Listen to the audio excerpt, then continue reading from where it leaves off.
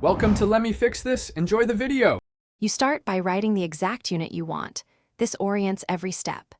Next, list the measured value with its unit and the numerical magnitude. Then identify conversion factors you need, for example molar mass in G per mol or Avogadro's number in particles per mol. Once done, arrange the first conversion so units cancel diagonally.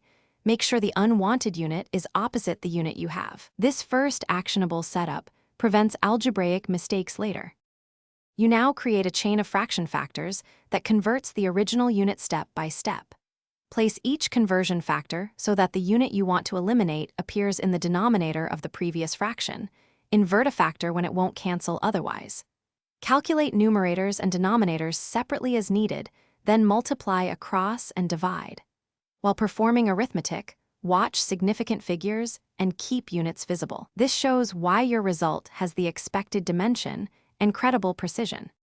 You finish by simplifying the numeric product and ensuring the final unit matches your target exactly. Then sanity check the magnitude, compare to expected ranges, or do a reverse conversion. If the answer looks off, backtrack through the factor chain and inspect each conversion orientation and unit cancellation. One inverted factor usually causes the error.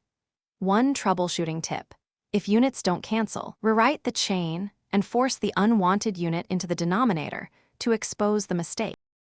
Thanks for watching. If you found this helpful, don't forget to like and subscribe.